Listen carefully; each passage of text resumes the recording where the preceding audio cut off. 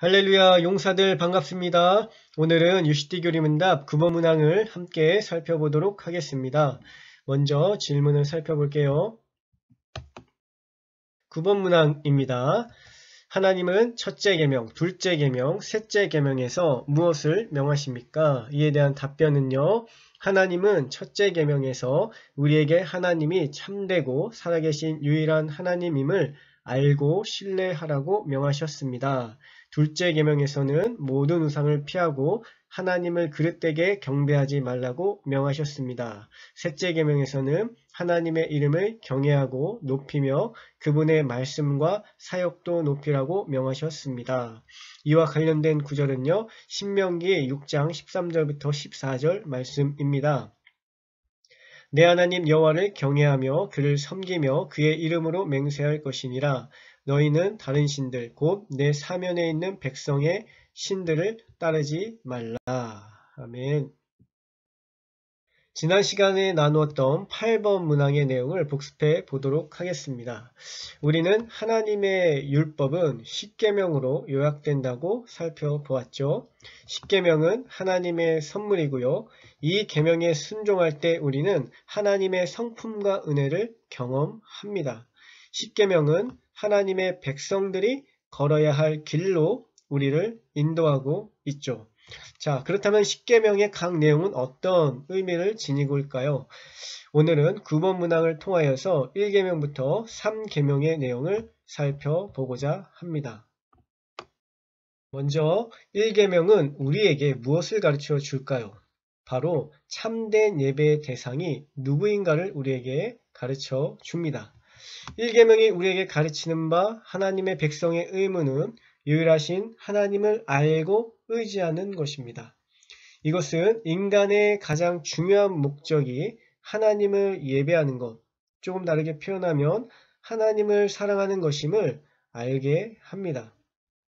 따라서 1계명은 하나님 한 분만을 사랑하고 하나님 외에는 다른 무엇도 마음에 품지도 의지하지도 말고 하나님을 우리의 삶 속에 최고의 자리에 모실 것을 명령하고 있는 것입니다.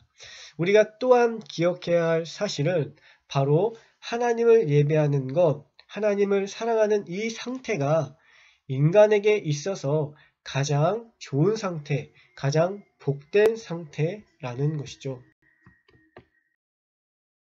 십계명의 제2계명은 우리에게 무엇을 가르쳐주고 있나요? 이 계명은 예배의 방식을 우리에게 가르쳐 줍니다.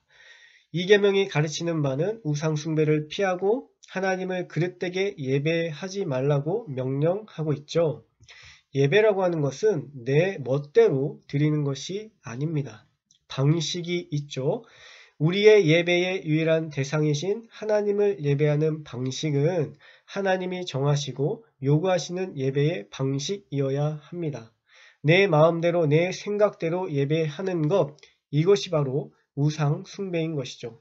따라서 우리는 우리가 원하는 모습의 하나님이 아니라 성경이 계시된 있는 그대로 하나님을 예배해야 하는 것이죠. 나의 방식과 생각을 버리고 겸손히 하나님이 원하시는 방식대로 사랑하며 순종하는 것, 이것이 바로 올바른 예배의 방식의 시작인 것입니다. 그렇다면 성경은 예배의 올바른 방식을 어떻게 우리에게 가르쳐 주고 있을까요?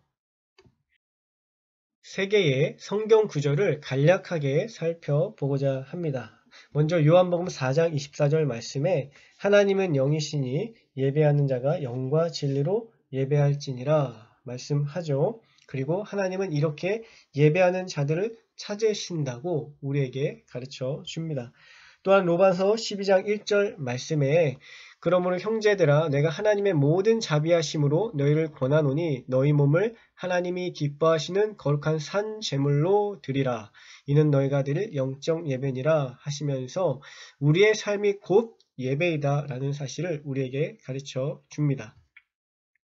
사무엘상 15장 22절 말씀에 순종이 제사보다 낫고 듣는 것이 순양의 기름보다 낫다 라고 말씀하시면서 순종하는 것이 참된 예배의 가장 기본적이고 핵심적인 것임을 우리로 하여금 깨닫게 합니다.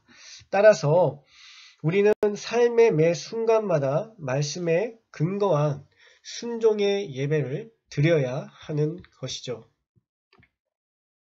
십계명의 제3계명은 우리에게 참된 예배자의 자세가 무엇인지를 가르쳐 줍니다.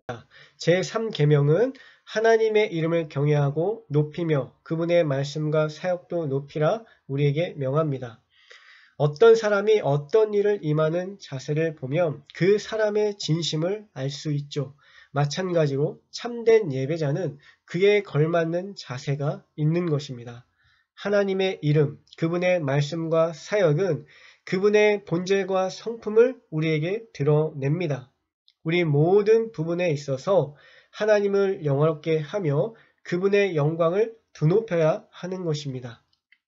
이것이 바로 예배자의 자세이며 예배자의 기쁨인 것입니다. 그렇습니다. 하나님을 높이는 것은 말로든 삶으로든 하나님을 이야기할 때 그분이 어떤 분인지를 온전히 높여드리고 공경한다는 의미인 것입니다.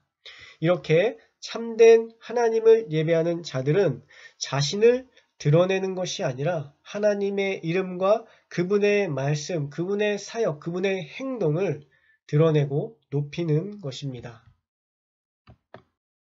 이제 결론을 맺으려고 합니다. 우리의 참된 만족은 하나님밖에 없습니다. 우리는 1계명부터 세 번째 계명까지 우리의 예배 대상, 예배 방식, 예배 자세를 살펴보았습니다. 이 계명들이 의미하는 바가 우리에게 주는 의미는 무엇일까요?